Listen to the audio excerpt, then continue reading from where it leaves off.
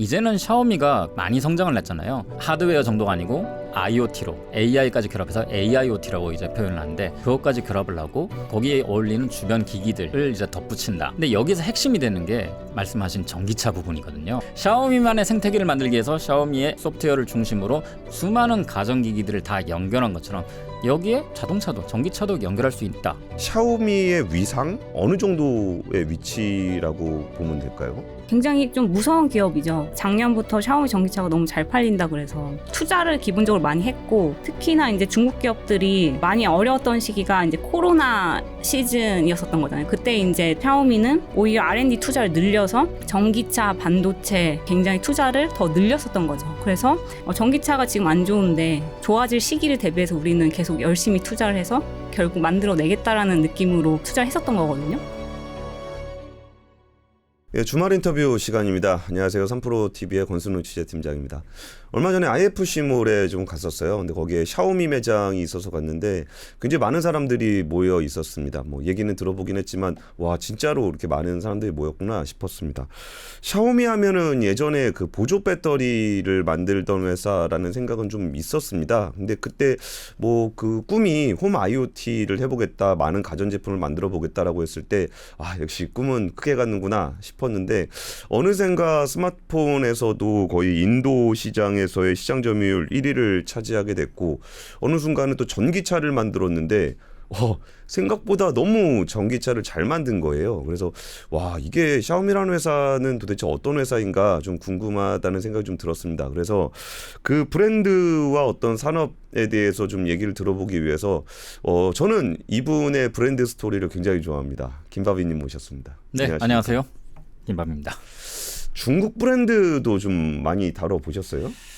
중국 브랜드 자체는 사실 많이 안 다루긴 하는데요. 왜냐면은 아무래도 소비자들이 관심 있는 거는 미국이나 유럽 쪽 브랜드지 중국 브랜드 하면은 사람들이 관심이 좀 적은 분야이긴 하기 때문에. 하지만 샤오미는 정말 굉장히 거대한 기업이라고 할 수 있죠. 지금 현재 글로벌 스마트폰 시장 점유율만 보더라도 삼성하고 애플 다음으로 3위, 글로벌 3위를 차지하고 있기 때문에 우리가 잘 모르고 있지만 정말 엄청나게 거대한 기업이라고 할 수 있죠. 그 샤오미에 대해서도 제가 얼마 전에 그 IP 브랜드 아니면은 CEO 그 뭐 IP 뭐 이런 것들을 조사하다 보니까 레이준 회장에 대한 이야기들도 굉장히 많고 네.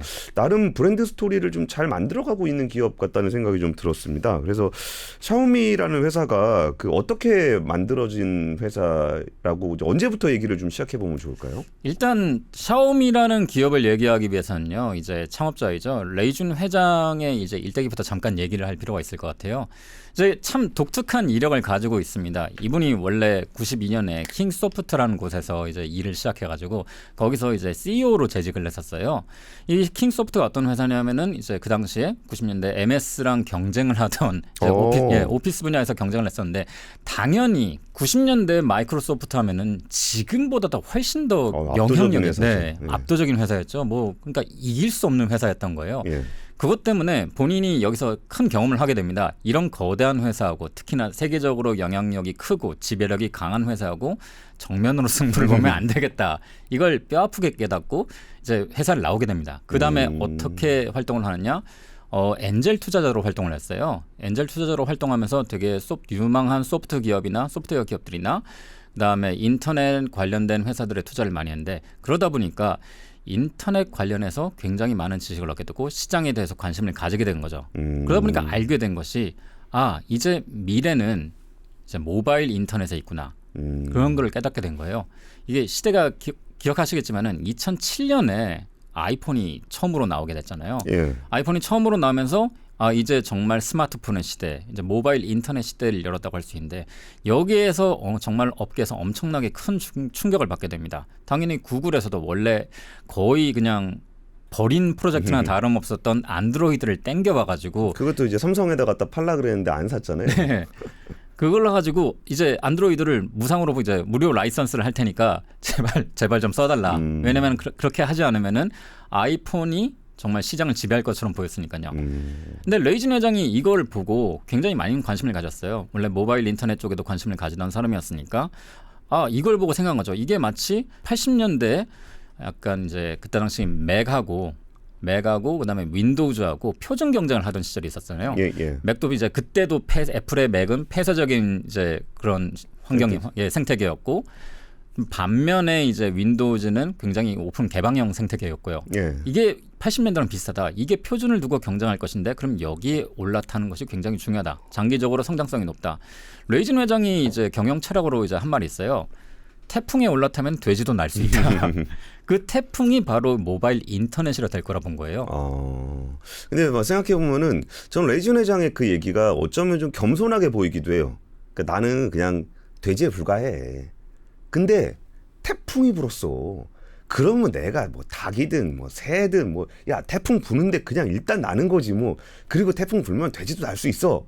라고 얘기하는 것 같아서 어쩌면 그 시점에 샤오미를 잘 보여주는 것 같기도 해요. 그냥 생각해 보면은 뭐 샤오미가 뭔데 스마트폰을 만들어? 아니 그러니까 모바일 혁명 시대가 온 건 알겠어. 근데 샤오미가 뭔데? 그래갖고 생각해 보면은 샤오미가 처음부터 스마트폰을 만든 건 아니잖아요. 그렇죠. 이게 저는 이게 저희 개인적인 생각인데 레이진 회장이 그렇게 생각했던 이유가 아마도 본인이 이제 그 이전의 사업 영역에서 마이크로소프트한테 참패를 당한 적이 있었기 때문에 그렇게 생각을 한 게 아닌가 싶어요. 그리고 말씀하신 대로 샤오미가 처음부터 스마트폰을 만들었던 건 아닙니다. 그럴 수밖에 없는 게 레이진 회장은 하드웨어 생산 쪽에 있었던 사람이 아니고 애초에 소프트웨어 그다음에 그런 쪽에 영향이 있던 사람이었거든요. 근데 이 사람이 그래서 뭘로 봤느냐? 미래는 모바일 인터넷이 있다. 그렇기 때문에 우리는 소프트웨어로 돈을 벌어야 된다. 그게 이거에 포커스를 뒀어요. 예. 그걸 위해서 만든 게 뭐였냐면은 안드로이드 가지고 펌웨어를 만든 거예요. 핸드폰에 쓸 수 있는 펌웨어, 자체 펌웨어를 만드는데 그게 MIUI라는 거였습니다. 예. 이게 처음에 그 만들고 사람들한테 베타 테스트를 많이 시켰어요. 그리고 그 사람들의 이제 요구 사항이나 피드백을 바로바로 반영해가지고 일주일 단위로 계속 업데이트를 하는 거예요. 그러니까 참여하는 사람 입장에서는 내가 요청하는 것들이, 내가 이렇게 요구하는 것들이 바로바로 반영돼가지고 정말 UI가 정말 이런 펌웨어들이 다 발전하는 게 보이니까 그 팬이 될 수밖에 없는 거죠. 나는 이 서비스가 너무 좋아. 레이진 회장은 장기적으로 봤을 때 이 소프트웨어, 특히나 OS 가지고 장기적으로 이 부분이 소프트웨어가 돈이 될 것이라 봤어요. 그래서 소프트웨어를 먼저 출시했던 거죠. 2010년에. 좀 의외네요. 네. 예.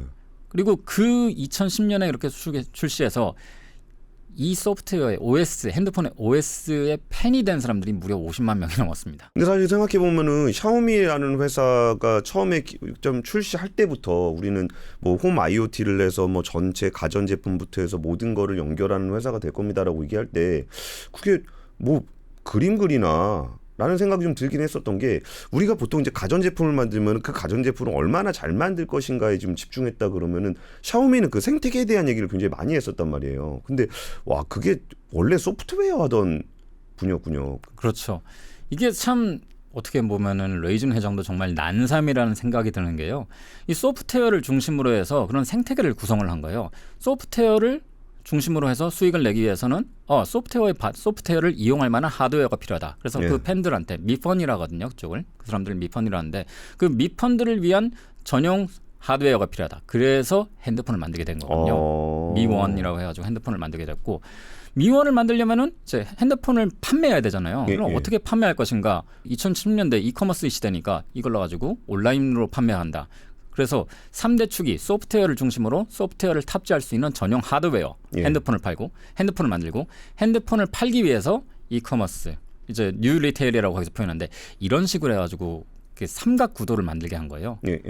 그리고 그 소프트웨어 사람들을 최대한 유지시켜두고 사람들 더 많이 끌어들이기 위해서 말씀하신 대로 주변 기기들, 뭐 보조 배터리부터 시작해가지고 다양한 이제 그런 가정 기기들을 전부 다 이제 IoT로 연결해서 만드는 생태계를 구성했던 거죠. 이게 참 어떻게 보면 이게 레이진 회장의 이력 때문에도 영향이 있는 것 같아요. 말씀드린 대로 레이진 회장이 원래 소프트웨어 이제 CEO로 출발을 해서 엔젤 투자자가 됐다고 말씀드렸잖아요. 보통의 일반적인 제조 기업이라면은 뭐 그런 관련된 이제 기기를 생산하는 기업들 보통 인수를 많이 합니다. 예를 들면 삼성전자 같은 경우는 오디오 부분을 보강하기 위해서 하만카돈을 인수했잖아요. 이게 M&A를 통해서 그런 부분들을 주변 기기들을 갖추는 게 일반적인데 이제 레이진 회장 같은 경우는 펀드를 만들었어요.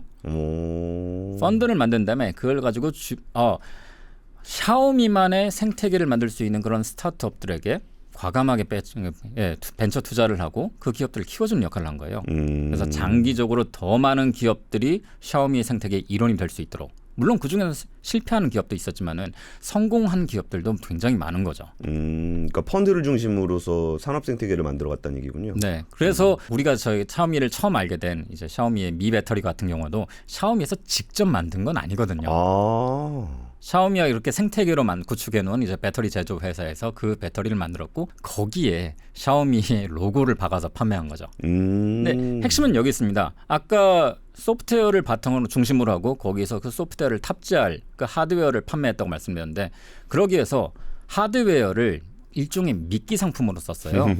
그래서 보면은 샤오미 같은 경우는 핸드폰 자체가 굉장히 저렴하거든요. 그래서 초기부터도 가성비로 유명했었고 그러니까 배터리도 마찬가지인 거죠. 배터리도 비싸서는 안 되는 거예요. 그러다 보니까 사람들한테 저렴하게 판매하게 됐고 그게 우리나라에 건너와서 어떤 식으로 소개되냐.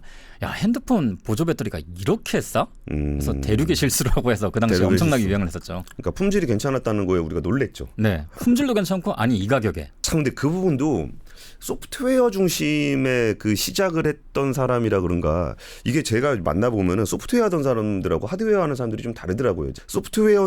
하드웨어는 그냥 팔고 소프트웨어는 많이 팔면 많이 팔수록 마진이 그냥 다 남는 거잖아요. 그렇죠. 그러니까 오히려 하드웨어는 적자를 봐도 괜찮다는 생각까지 하더라고요. 그냥 팔고 나중에 소프트웨어로 벌면 되지. 뭐 그런 생각들을 많이 하는 것 같은데 그때 샤오미가 가성비 브랜드로 접근을 했던 거는 단순히 그냥 브랜드가 약하니까 싸게 팔아야 되겠다가 아니라 하드웨어를 보급을 많이 하면서 그 위에 소프트웨어를 판매하기 위한 플랫폼을 깐다는 식의 접근을 했었던 거네요. 그렇죠. 이게 최대한 어쨌든 간에 수익은 우리는 소프트웨어로 낸다. 예를 들면 이제 MIUI를 통해서 그다음에 샤오미의 이제 OS죠. 샤오미 OS에서 광고를 탑재하고 거기서 게임을 이용하게 해서 사람들이 거기서 돈을 쓰게 만들기 위해서 일종의 미끼 상품을 썼기 때문에 비싸면 안 되는 거예요. 비싸면 아무도 쓸지 않을 테니까. 그리고 생각해 보면은 2010년대 초반 같은 경우에는 중국의 모바일 시장이 어떻게 됐었냐. 뭐 그 당시에 애플도 있었지만은 뭐 우리나라 삼성도 있었죠. 그리고 그 당시에는 노키아도 중국에서 굉장히 위세가 등등할 때였습니다. 그리고 아시다시피 그 당시엔 또 화웨이, 오포, 비보, GTE 같은 회사들이 다 있었어요. 예. 그런 쟁쟁한 브랜드들을 두고 샤오미를 선택하게 하려면은 결국에는 소비자들한테 가성비로 승부를 볼 수밖에 없었던 거죠. 그리고 말씀드린 미펀들에게 샤오미가 이제 제품들을 판매하면서 그런 식으로 어필했기 때문에 이 팬들을 중심으로 해서 성장을 한 곳이기 때문에 그러려면 훨씬 더 저렴한 가격에 괜찮은 품질, 일종의 가성비로 접근을 할 수밖에 없었던 거죠. 우리가 사실 뭐 좋은 얘기를 많이 하긴 했지만 샤오미가 또 사실 좀 찝찝한 구석은 있습니다. 나온 제품들 보면 뭔가 좀 닮은 것 같기도 하고 뭔가 좀 베낀 것 같기도 하고 그래서 어쨌든 그러니까 그 부분 자체를 비판하고 싶진 않아요. 어떤 성장하는 과정에서 어떤 다른 벤치마크를 활용하고 다른 거를 좀 표절하고 그러는 것들은 전 세계 누구나 같은 과정들을 거쳐가는 거니까. 근데 그 부분들도 샤오미가 분명히 그 앞으로 나아가는 데는 발목을 잡는 요인이 좀 됐었던 것 같은데 그 부분들에 대해서도 좀 얘기 좀 부탁드려요. 말씀하신 대로 샤오미 같은 경우에는 뭐 성장 과정에서 이제 뭐 특허 문제나 이런 부분들이 많이 있었어요. 이제 뭐 제품이 너무 유사하다 이런 문제 당연히 있었죠. 네. 이게 샤오미 같은 경우는 어떻게 보면은 저렴하게 제품을 생산하다 보니까 그 부분들을 이제 초기에는 좀 무시했던 측면이 있었죠. 근데 이게 언제 문제가 됐었냐? 2014년에 샤오미가 이제 해외 진출을 위해서 인도 시장으로 이제 진출을 했습니다. 인도 시장에 이제 레드미라고 하죠. 홍미라고 해서 그 이제 저렴한 저가의 스마트폰을 이제 들고 시장을 뚫었는데 이때 문제가 된 게 있었어요. 원래 샤오미는 이제 퀄컴의 칩을 썼었습니다. 근데 가격 문제 때문에 대만에 있는 미디어텍의 칩을 썼었는데 사람들이 이게 전 세계의 제조사들이 퀄컴의 칩을 쓰는 건 일단 품질도 있지만요. 특허 문제에서 완벽하게 안전하기 때문이에요. 특허 괴물이죠. 퀄컴은. 네. 특허 문제 안전하기 때문에 거기에서 걸리지 않기 때문에 퀄컴을 쓰는 거거든요. 근데 샤오미 같은 경우는 이제 저가의 이제 모델을 만들면서 비용을 절감하기 위해서 미디어텍을 쓰다 보니까 특허 문제가 해결이 안 된 거예요. 그래서 2014년에 이제 인도에서 이제 레드미를 판매했을 때 에릭슨이 특허로 소송을 겁니다. 이제 자기네 기술을 특허를 침해했다 이런 걸로 소송을 했고 그것 때문에 판매 중단이 걸렸어요. 이 문제를 해결하기 위해서 어떻게 했냐? 판매하는 기기 한 대당 일종의 공탁금을 계속 걸어가지고 어느 정도 뚫긴 했었는데 이걸 겪고 나서 이제 샤오미 측에서 철저하게 되죠. 해외 시장을 뚫기 위해서는 이 특허 문제를 해결하는 게 필수다. 지금 우리나라의 삼성전자만 하더라도 핸드폰 관련해서 스마트폰 관련해서 얼마나 많은 특허를 보유하고 있어요. 그렇죠. 그러다 보니까 그 이후로는 많은 특허들을 인수하고 그런 식으로 이제 점점 더 개선하게 나가기 시작한 거죠. 이 옛날에는 확실히 그런 문제도 되게 많긴 했습니다. 근데 해외 시장 결국 해외 시장에 진출하고 해외 시장에서 점유율을 높이기 위해서는 이 부분을 해결하지 않을 수 없으니까 이후로는 정말 많은 특허들을 인수하고 관련된 회사들도 인수하고 그다음에 뭐 크로스 라이선스를 맺고 당연히 먼저 퀄컴하고도 그리고 말씀드린 에릭슨하고도 결국에는 라이선스 계약을 맺긴 했어요. 그런 식으로 문제를 점점 해결해 나갔던 거죠. 저는 사실 그 중국 업체들이 지적재산권을 좀 침해하는 부분들이 좀 얄미울 때가 있긴 있어요. 그리고서 해외에 나갔다가 그러니까 중국 내에서는 또 그거를 또 중국 정부도 제대로 챙겨주지도 않는 것 같으니까. 근데 해외에 나가가지고 이런 거 소송 걸리는 거 보면은 가끔 보면 쌤통이다라는 생각이 들기도 하거든요. 근데 한편 좀 무서운 게 그러면 저 기업들이 글로벌에서 그런 문제가 생긴다는 걸 인지를 하고 그 다음부터는 그거를 대응해 나가게 된다면 앞으로는 중국 내에서도 그런 지적재산권에 대한 수준이 높아질 거고 그 지적재산권 높아진 수준으로 해외 진출을 할 경우에는 저런 것들도 중국 기업들의 발목을 잡지는 못하게 될 것이다라는 게 어쩌면 오히려 중국 기업들의 경쟁력을 더 강화하는 측면도 분명히 있어 보입니다. 그리고 샤오미의 단점이라 그러면 또 하나 발목 잡을 수 있는 게 아까 말씀해 주셨던 것처럼 소프트웨어 생태계를 중심으로 모을 거기 때문에 하드웨어는 일단 많이 까는 게 중요해라고 이야기를 하지만 이거는 뭐 틀린 말은 아닌데 우리 인식 속에 그 싼 건 싼 거란 말이에요. 그렇죠. 그러니까 이게 싼 거는 아무래도 뭔가 좀 중저가 브랜드라는 이미지를 좀 약하게 가져갈 수밖에 없는 것 같아요. 근데 그것만 가지고는 뭐 브랜드 프리미엄을 좀 올리기는 좀 어려운 것 같은데 샤오미는 어느 순간부터는 가성비의 샤오미, 뭐 대륙의 실수 이렇게 불리다가 지금은 사실 그렇게 좀 더 비싼 제품은 또 되게 비싸더라고요. 그렇죠. 이제 최근에 그 국내에서 샤오미가 진출해서 핸드폰을 이제 고급 프리미엄 라인을 출시했는데 가격 책정을 한 거 보고 저는 되게 깜짝 놀랐거든요. 예. 아니, 갤럭시랑 가격을 동급으로 책정을 했더라고요. 근데 우리나라 사람 입장에서는 그렇게 가격을 책정하면은 갤럭시를 쓰지 샤오미를 쓰진 않거든요.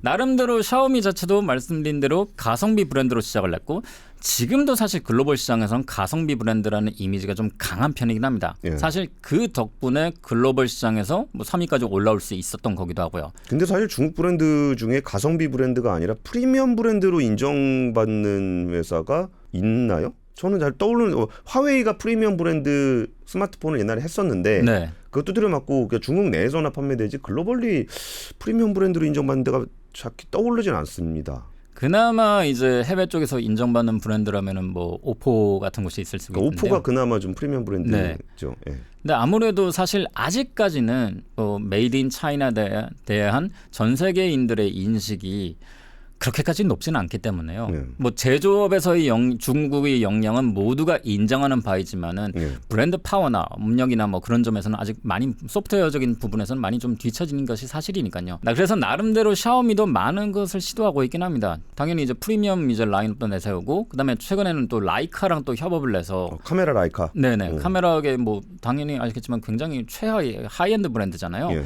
그런 협업을 통해서 제품들을 출시하고 이미지를 바꿔보기 위해서 많은 시도를 하고 있죠. 예. 근데 아직까지는 좀 시간이 필요한 것 같다는 생각은 듭니다.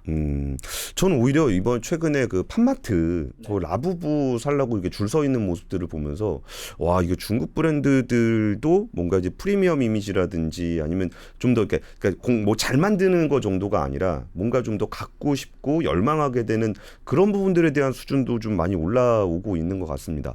근데 좀 특이하게 또 샤오미는 뭐 이익을 5% 이상 안 낸다면서요? 이게 참 재미있는 부분입니다. 이게 레이준 회장이 사업을 운영하다가 갑자기 이제 미국에 출장을 갔다가 코스트코를 간 적이 있었어요. 직원들과 같이. 코스트코의 운영에 완전 반한 거죠. 코스트코는 뭐 많이들 아시겠지만은 일단 물건이 너무 싸잖아요. 예, 예. 회원들로부터 회원비를 받는 대신에 물건의 이익률을 제한하고 있습니다. 많이 팔아봤자 이제 15% 이하로 거기에 완전히 꽂혀버린 거죠. 사람들이 사랑하는 유통기업인 코스트코의 모델을 보고 그럼 우리도 이익률을 좀 제한하겠다. 그러면은 모든 사람들한테 사랑받을 수 있는 브랜드가 그런 회사가 될 수 있지 않을까 해서 그런 모델을 잡고 가게 된 거예요. 이게 어느 정도 영향이 있는 거죠. 해외의 성공적인 비즈니스 모델을 보고 그걸 우리 회사에도 적용하자. 어떻게 보면 하드웨어에서 이익을 별로 남기지 않겠다는 것의 연장선이라고도 볼 수 있는 거죠. 사람들이 샤오미를 좋아하고 특히나 중국 소비자들이나 글로벌 소비자들이 샤오미를 선호하는 것도 이런 점에서 합리적인 가격이라는 측면에서 소비자들이 굉장히 매료된 측면이 크거든요. 그 부분의 연장선에서 그것도 우리의 이익률을 제한함으로써 더 많은 소비자들로부터 사랑받는 브랜드가 되겠다. 모바일 업계의 코스트코가 되겠다. 그런 거라고 볼 수 있는 거죠. 근데 말씀 중에 잠깐 나왔는데 이게 뭐 샤오미의 뭐 팬덤이 있어요? 네, 말씀드린 이제 미펀이라는 건데 이제 샤오미에서 이제 OS를 출시했을 때 샤오미의 최초의 제품이랄 수 있는 미 UI를 출시했을 때 그때 형성된 이제 집단이에요. 샤오미로부터 직접 피드백을 주고 받으면서 샤오미의 팬이 된 사람들인데 이게 가면 갈수록 규모가 점점 커졌거든요. 그래서 일단 샤오미가 첫 번째 핸드폰을 출시했을 때 이미 50만 명의 미펀들이 생겨났거든요. 예. 근데 그 당시에 핸드폰을 출시했을 때 샤오미의 핸드폰 생산 연량이 연 30만 대였습니다. 1년치는 다 사주는. 네. 그리고 실제로 그게 더 많이, 실제로 그게 다 팔려버렸어요. 순식간에. 그러다 보니까 사람들 사이에서 나온 게, 야, 이거 사람들이 일부러 뭐 수량을 제한해가지고 뭐 사람들이 더욱더 갈망하게 만드는 헝거 마케팅 아니냐 이런 얘기도 나왔어요. 실제로는 그때 당시에 생산 역량이 그거 팬덤을 따라가지 못해가지고 발생한 현상이거든요. 근데 실제로 이런 식으로 정말 물량이 없어서 못 사다 보니까 더 많은 사람들이 원하게 되고 팬덤도 훨씬 더 많이 늘어나는 현상이 생겼죠. 그리고 이게 초기 이제 샤오미의 성장을 이끌었고요. 자, 그런데 이게 2010년대 중반에 오면서 좀 위기를 맞게 됩니다. 사실 샤오미가 2010년대 초반에 그런 스마트폰 업계에서 두각을 드러낼 수 있었던 이유는요. 기존의 뭐 중국 제조업체들이, 중국 스마트폰 제조업체들이 그때 당시까지만 해도 샤오미에 대응하기는 역량이 부족했거든요. 사실 그렇습니다. 2010년까지만 해도 중국의 3G 가입자 인원이 200만 명이 채 안 됐었습니다. 그래요? 네. 그런데 단 2년 만에 거의 2천만 명 가까이 늘어나 버리거든요. 근데 그 이전까지 중국의 스마트폰 제조업체들은 사실상 B2C 업체가 아니고 B2B 업체에 가까웠어요. 이게 무슨 말이냐? 중국의 국영 이제 그 통신사죠. 차이나텔레콤 쪽에다가 그냥 핸드폰을 보급하는 역할을 했던 거예요. 그러니까 주 고객이 누구냐? 소비자가 아니고 국영 기업이었던 거예요. 통신사의 위탁 생산 업체 같은 거네요. 그렇죠. 네, 그런 역할을 했었는데 샤오미 같은 경우는 아예 그냥 B2C로 업체로 아예 처음부터 그렇게 포지셔닝이 됐었으니까요. 우리는 소비자들이 원하는 것을 만들어서 판다. 소비자들이 좋아하는 것을 만든다. 이런 것 때문에 샤오미가 굉장히 잘 됐었는데 이후에는 다른 중국 제조업체들도 스마트폰 제조업체들 뭐 화웨이, 오포, 비보 같은 업체들도 유통망을 구축하기 시작하면서 직접적으로 소비자들과 컨택하기 시작하면서 역량을 많이 끌어올린 상태였어요. 예. 그에 반해서 샤오미는 생산 역량이 그렇게까지 많이 발전하지 못했어요. 애초에 제조업체가 아니었으니까요. 예. 그러다 보니까 점점 여기서 문제가 발생하기 시작하는 거죠. 대부분 다 생산 자체를 외조에 위탁하다 보니까 공급망 관리가 제대로 이루어지지 않기 시작한 거예요. 예. 이게 문제가 되기 시작하면서 소비자들이 원하는 핸드폰이 퀄리티에 못 미치거나 제품이 못 미치거나 공급망 관리가 안 되니까 트러블도 많이 생겼습니다. 대표적인 게 삼성전자하고의 문제였어요. 삼성전자가 이제 샤오미에다가 아몰레드를 공급하고 있었는데 그 당시에는 아몰레드를 삼성전자가 거의 대부분의 이제 생산량을 삼성전자가 했었으니까요.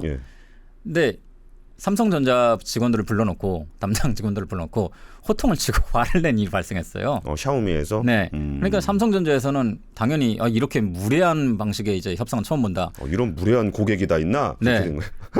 그래서 본사 임원들한테 보고가 다 올라갔습니다. 그래서 공급을 중단을 선언했어요. 나중에 레이준 회장이 직접 이제 찾아가서 사죄를 했어요. 회장이 직접 이제 사과를 한 거죠. 삼성 잘 나갈 때네. 네. 그래가지고 사과를 해서 다시 물건을 받아내기로 했는데 이미 그때는 삼성전자 측에서 얘기를 한 거죠. 2년치 물량은 이미 다 계약이 되어 있다. 2년 후에서는 공급해 줄 수 있다. 이런 식으로 트러블이 발생하기 시작하니까 샤오미의 핸드폰의 퀄리티도 점점 떨어지기 시작했던 거죠. 이것 때문에 레이준 회장이 나중에는 직접 나서서 공급망 전체를 개혁하게 됩니다. 본인이 나서서 여기서 발생하는 문제가 뭔가부터 시작해가지고 거래처와의 발생하는 문제가 또 무엇인지 이걸 다 직접 조정하게 됐어요. 회장이 CEO가 나서서 아예 하드웨어 공급망 문제를 직접 나서게 된 거죠. 그 이후로부터 많이 개선되긴 했었습니다. 그 이후로는 정말 많이 개선이 된 거죠. 그러면서 판매량도 다시 정상을 회복하기 시작했고 지금은 덕분에 지금 중국 내에서는 다시 업계 1위로 이제 올라설 수 있었던 거고요. 예. 근데 사실 저는 좀 무서웠던 게 결국은 애플은 애플카를 실패했어요.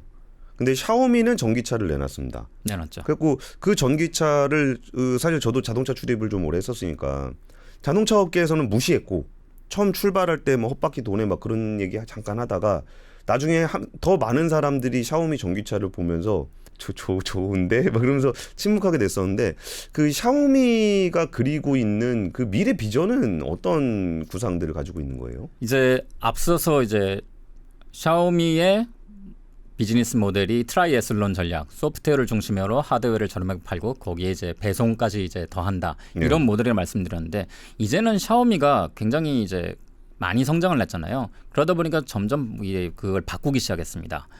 이제는 하드웨어 정도가 아니고 이제 IoT로 AI까지 결합해서 AIoT라고 이제 표현을 하는데 그것까지 결합을 하고 거기에 어울리는 주변 기기들을 이제 덧붙인다.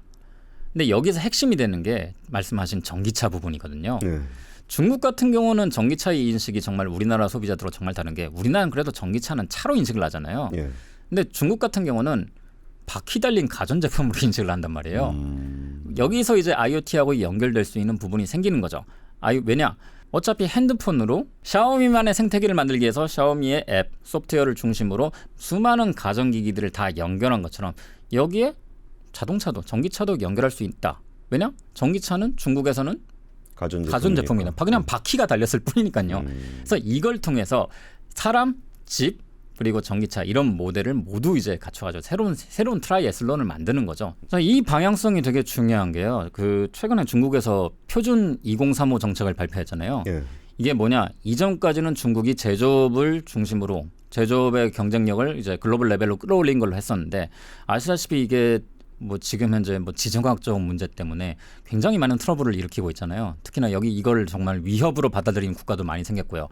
여기에서 어떻게 대응 전략을 들고 나왔냐? 중국 같은 경우는 이제 우리가 표준이 되겠다. 미국이 만드는 표준에 우리가 따라가는 것이 아니고 우리가 직접 표준이 되겠다. 지금 1대1로에 속해 있는 국가들과 연계해서 뭐 우리가 직접 표준을 만들 뿐만 아니라 이거를 글로벌 표준으로 나가겠다. 여기에 대해서 핵심적인 그 산업들이 몇 가지가 있어요. 지금 현재 중국이 굉장히 앞서 있는 산업이라면 일단 뭐 배터리도 그렇고 전기차도 그렇고 AI 분야도 사실 글로벌에서 굉장히 앞서 있잖아요. 그러다 보니까 이런 주요 산업들을 집중적으로 육성하고 양성해서 새로운 표준으로 만들어내겠다라는 걸 내세우고 있는데요. 어떻게 보면은 이전까지의 중국 정책에서 최대 수혜자가 화웨이였다면은 저는 이런 새로운 2035 이제 표준 2035에서는 샤오미가 이게 수혜 기업이 될 수 있지 않을까라고 생각을 하는데요. 여기서 샤오미가 이제 앞서 말씀드린 자동차부터 해가지고 AIoT, 뭐 소프트웨어 이런 것까지 토탈해서 묶은 걸 봤을 때 이게 지금 이제 중국 정부가 이제 추진하고 표준으로 내세운 부분과 많이 겹치거든요. 그렇기 때문에 장기적으로 중국 정부에서 샤오미를 집중적으로 밀어줄 가능성이 있다라고 볼 수도 있는 거죠. 왜냐하면 너무나 지금 현재 사업 포트폴리오 구성이 중국 정부가 지향하는 방향하고 맞아떨어지는 부분들이 있으니까요. 알겠습니다. 사실 샤오미라는 회사에 대해서 좀 보다 보면은 예전에 그 얘기했던 그 가전으로 모든 집에 뭐 IoT를 연결하겠다라고 얘기했을 때만 하더라도 뭐 싸구려 가전 제품 만드는 회사가 뭐 저런 얘기를 하나 그런 생각이 들다가 정말 그 퍼즐을 하나 맞춰가고 있는 모습을 보여주면서 정말 첨단 전기차까지 만들어내고 그 다음에 뭐 드론이나 로보틱스까지 간다는 얘기를 했을 때 그동안 걸어왔던 길에서 보여줬던 모습 때문에 오히려 그 미래에 대해서도 좀 더 좀 지켜보게 되는 그런 상황인 것 같습니다. 오늘은 좀 샤오미에 대한 이야기를 같이 나눠봤는데요. 아무래도 중국의 가전제품을 굉장히 상징하는 뭐 가전제품뿐만 아니라 거기에 이제 홈 IoT라든지 AIoT까지 이어지는 그런 샤오미에 대한 이야기를 나눠봤습니다. 지금까지 김바비님과 함께했습니다. 감사합니다. 예, 샤오미의 브랜드 스토리를 한번 들어봤습니다. 저도 레이진 회장이 저는 소프트웨어 출신인지도 몰랐어요. 그 제품을 워낙 잘 만들면서 그거를 연결시키고 확장하는 모습들이 참 특이한 방식이다. 굉장히 놀랍다라는 생각이 좀 들었는데 이게 아무래도 소프트웨어를 중심으로 거기에 소비자들에게 접근하기 위해서 하드웨어를 만든다. 이런 발상이 오히려 좀 넓은 확장성을 주는 게 아닌가 싶었습니다.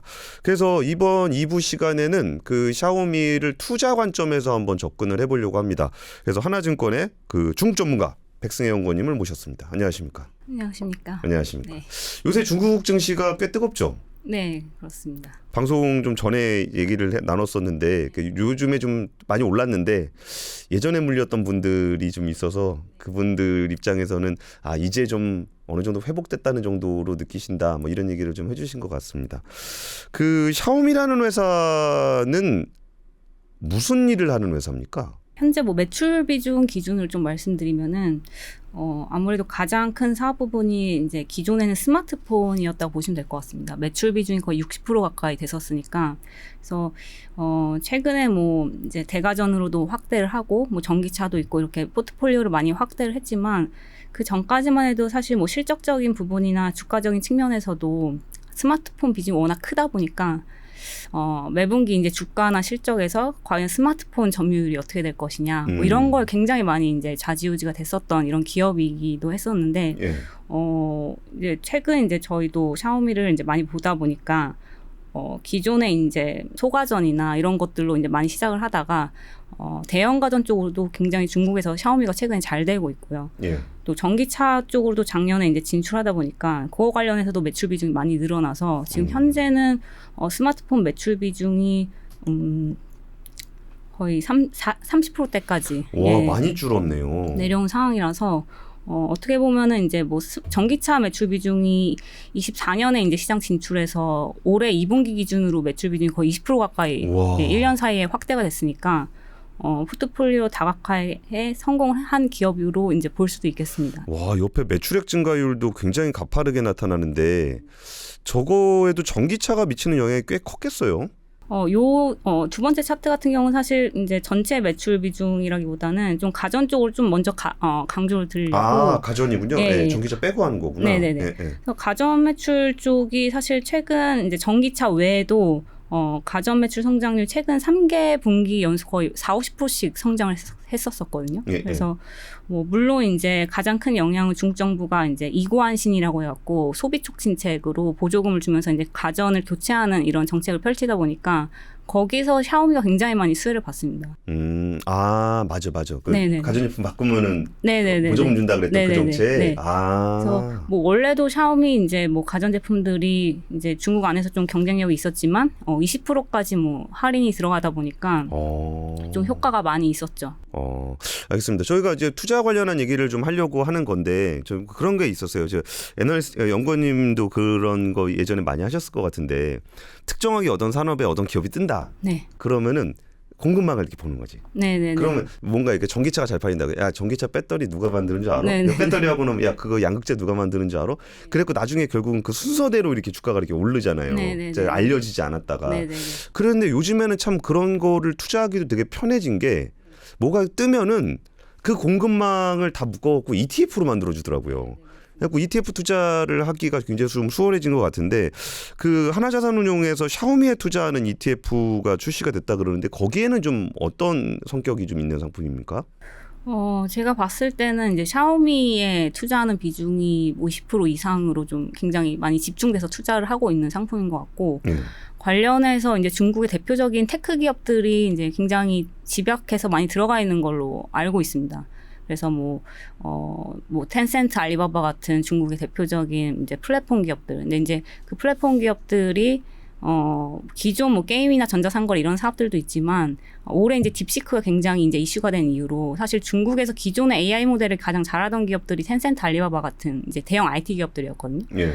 그래서 뭐 그런 이제 텐센트, 알리바바가 뭐 AI 이제 뭐 모델이나 클라우드 쪽으로 굉장히 강점이 있다 보니까 뭐 그런 핵심적인 테크 기업들이 이제 또 비중이 있는 것으로 알고 있고 그다음에 뭐 최근에도 중국의 반도체 쪽이 굉장히 이제 주가들이 좋은 상황인데 예. 미국하고 반도체 쪽으로도 계속 갈등이 있으면서 중국의 이제 반도체 국산화가 굉장히 이제 이슈가 많이 되고 있습니다. 그래서 관련해서 중국에서 이제 TSMC 역할을 하고 있는 SMIC라는 이제 파운드리 기업 뭐 앞으로 이제 중국의 뭐 자율주행 반도체 칩을 내재화할 때 필요한 뭐 호라이즌 로보틱스 같은 기업들 뭐 이런 반도체 기업들도 좀 편입이 되고 있는 것으로 알고 있습니다. 그 샤오미 비중이 제일 높고 그 나머지는 중국에서 요즘 잘 나가는 테크 기업들, 네네. 뭐 반도체도 있고 파운드리, 팹리스, 자율주행, AI 뭐 이런 포트폴리오로 좀 구성이 돼 있다는 거군요. 알겠습니다. 그러면 샤오미 얘기를 조금 더 해보겠습니다. 그 샤오미의 뭐 지금 매출 성장세만 봤을 땐 저게 전기차 뺀 거라 그러셨는데, 요새 실적이 좀 어때요? 실적이 이제 샤오미 주가가 사실 2024년부터 이제 꾸준히 지금 최근까지 뭐 나쁘지 않은 흐름을 계속 보여주는데 그 네. 이유가 실적이 굉장히 좋았기 때문입니다. 그러니까 기본적으로 이제 스마트폰 매출 비중이 줄어들었다 하더라도 어쨌든 여전히 가장 큰 사업 부분이기 때문에 스마트폰 사업도 기본적으로 잘 돼줘야 실적도 잘 나오고 주가도 좋은 건데 예. 스마트폰 쪽 점유율이 글로벌하고 중국 시장에서 모두 2023년부터 봤을 때 꾸준히 이렇게 올라가는 흐름을 잘 보여줬기 때문에 예. 일단 스마트폰이 안정적이었고 그 다음에 아까 잠깐 말씀드린 대로 가전 사업 부분에서도 이제 그 기존의 소가전 외에도 대가전 쪽으로도 중국에서 점유율이 많이 늘어나게 되면서 가전 쪽 성장률이 또 뒷받침이 됐고 그다음에 세 번째 성장 동력으로 이제 전기차까지 작년부터는 이제 편입이 되다 보니까 전반적으로 이제 세 개의 핵심 사업 부분이 다 최근까지 실적이 괜찮았었던 거죠. 근데 샤오미가 가는 길은 사실 그 원래 회장님이 얘기하는 얘기는 그냥 들으면 되는 거잖아요. 거의 뭐 모든 걸 다 하겠다 뭐 이런 얘기처럼 들리긴 하는데 그 연구원님이 그 분석을 하면서 보셨을 때 샤오미가 좀 지향하고자 하는 바? 어떤 기업이 되려고 하는가? 그런 부분들은 좀 어떻게 평가하세요? 기본적으로 이제 최대한 이제 AI 시장이 앞으로 많이 커질 텐데 관련해서 연결할 수 있는 이제 하드웨어 제품들을 최대한 뭐 전기차가 됐던 뭐 휴머노이드 로봇이 됐던 이런 쪽으로 다양한 이제 첨단 이제 기기 쪽으로 넘어가려고 하는 방향으로 가고 있는 것 같습니다. 그래서 뭐 스마트폰 그 다음에 이제 하드웨어 기기가 될 수 있는 뭐 스마트 글래스 쪽도 이제 예. 샤오미가 올해 출시를 해서 그래요? 네네네 출시를 했고 그게 이제 중국에서 출시된 가격이 1,999위안 그럼 거의 2,000위안 정도니까 한화로 40만 원 미만대에 출시를 한 거죠. 그게 이제 최근에 메타 애플은 기존 프로를 거의 한 400만 원짜리를 냈는데 40만 원짜리를 냈더군요. 맞습니다. 이제 메타 같은 경우도 그 스마트 글라스를 한 $800쯤에 출시할 걸로 이제 보고 오리온. 네네네네 보고 있는데 그러면 거의 이제 가격대가 굉장히 많이 차이가 나게 되는 거죠. 네. 뭐 성능 부분이야 이제 또 이제 봐야 될 부분이지만 어쨌든 역시 이제 스마트 글래스 쪽도 가성비 쪽으로 많이 지금 판매를 하고 있는 걸로 알고 있습니다. 네. 그 사실 뭐 샤오미뿐만 아니라 그러니까 중국의 기업들에 대해서 많이들 분석을 하실 건데 사실 저는 잘 모릅니다. 거기서 중국의 어떤 기업들이 얼마나 잘하고 있는지 뭐 어떤 데가 더 잘하는지 잘 모르는데 중국의 이제 테크 기업들 사이에서 그 샤오미의 위상이랄까 이 정도는 어느 정도의 위치라고 보면 될까요? 사실 굉장히 좀 무서운 기업이죠. 왜냐하면은 전기차 쪽에서 특히 저희는 이제 많이 놀랐습니다.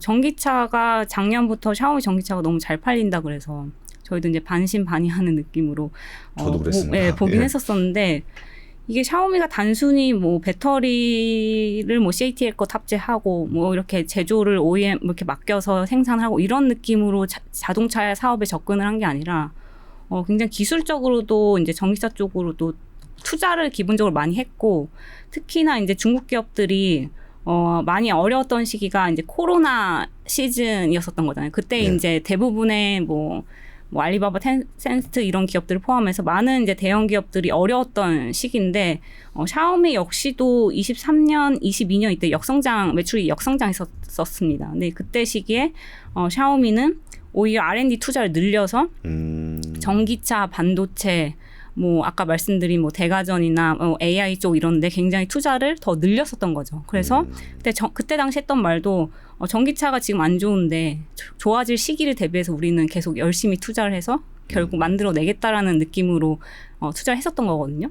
그래서 이제 뭐 전기차 쪽만 봐도 배터리 이제 전기차에서 어쨌든 가장 비용이 많이 드는 하드웨어 부품이 배터리인 거잖아요. 예.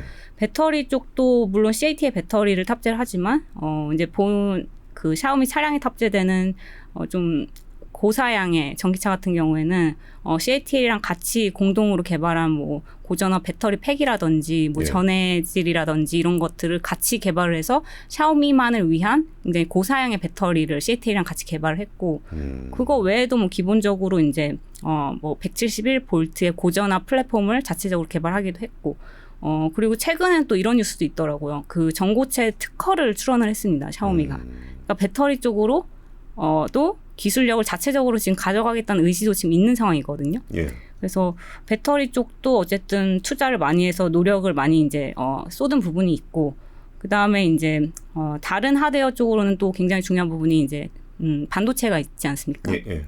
반도체는 샤오미가 2014년부터 굉장히 투자를 꾸준히 많이 해왔던 영역입니다. 그래서 먼저는 이제 스마트폰이나 다른 이제 그 전자기기 쪽으로 자체 개발한 반도체 칩을 올해부터 이제 탑재를 하기 시작했고 예. 결국에 이제 성공해낸 거죠. 그래서 중국에서는 지금 중국 스마트폰 기업 중에서 자체적으로 SoC 그러니까 반도체를 만들어서 탑재하고 있는 기업은 지금 화웨이 말고 샤오미밖에 없는 상황이 된 거거든요. 그래서 스마트폰 쪽에서 반도체 내재화를 어느 정도 성공해 나가고 있다라고 볼 수 있고 또 최근에는 그 차량용 반도체도 곧 공개하겠다라고 얘기를 했습니다. 그래서 지금 현재 그 샤오미 전기차 반도체 중에서 스마트 콕핏 쪽 반도체는 퀄컴 칩을 사용을 하고 있고 자율주행 관련된 AI 반도체는 그 엔비디아의 오린 칩을 탑재를 하고 있습니다. 그래서 그런 부분들도 앞으로 이제 중국의 다른 전기차 스타트업들 뭐 니오나 샤오펑들도 자체적으로 다 AI 반도체 탑재를 이제 하고 있거든요. 예. 그래서 그런 것처럼 이제 샤오미도 그 전기차 반도체도 이제 내재화를 할 걸로 이렇게 보고 있습니다. 네. 참 자동차라는 게 만들려면 할 게 되게 많은데 와 그거를 진짜 어떻게 꾸역꾸역 다 해가지고 만든가 그냥 갖다 조립만 한 게 아니네요. 네, 아닙니다. 자체적인 네. 기술들을 좀 많이 확보를 한 것 같으네요. 개별 기업도 기업이지만 아까 매출 성장세를 보더라도 이렇게 꾸준하게 이렇게 성장하는 모습들이 좀 나타나는데 중국 시장 자체에 대한 매크로적인 측면에서 그 변화가 생기면 개별 기업들이 좀 잘 하더라도 거기에 좀 눌릴 수가 있잖아요.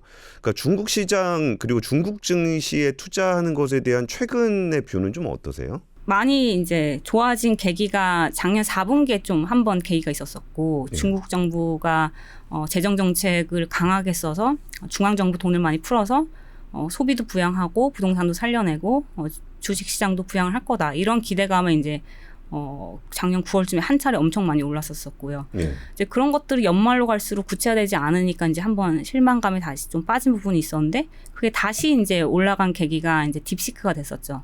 올해 연초에 이제 딥시크 이슈가 이제 터지게 되면서 중국 AI 기술력에 대한 그런 전 세계적인 평가가 굉장히 달라지게 되는 중요한 계기가 됐다라고 저희는 보고 있고요. 예. 그래서 그렇게 되면서 이제 그 저희 생각에는 중국 정부도 좀 자신감을 얻은 것 같습니다.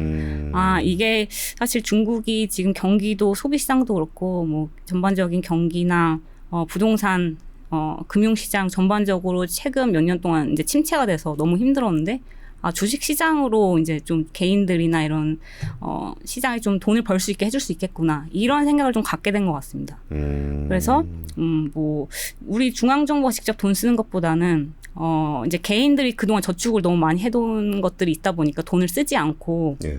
그런 것들을 부동산도 이제 앞으로 좀 살려주고 특히 주식 시장 우리가 더 빠지지 않게 많이 도와줄 테니까 주식 시장으로 개인들이 돈을 벌 수 있게끔 좀 이렇게 루트를 많이 열어주고 많이 좀 그런 방향을 원하고 있는 것 같습니다. 알겠습니다. 그 이번에 아까 샤오미 투자 관련한 얘기했을 때 저는 사실 그 해외 주식은 그 우리가 그 정보를 많이 습득하기가 좀 어려워서 딱 그 주식 하나 투자하는 것보다는 좀 이렇게 ETF 같은 걸로 좀 묶어서 투자하는 것도 좀 괜찮은 것 같아요. 근데 거기서 샤오미 밸류체인 액티브 ETF 상품 포인트 한 번만 더 정리 좀 부탁드릴게요.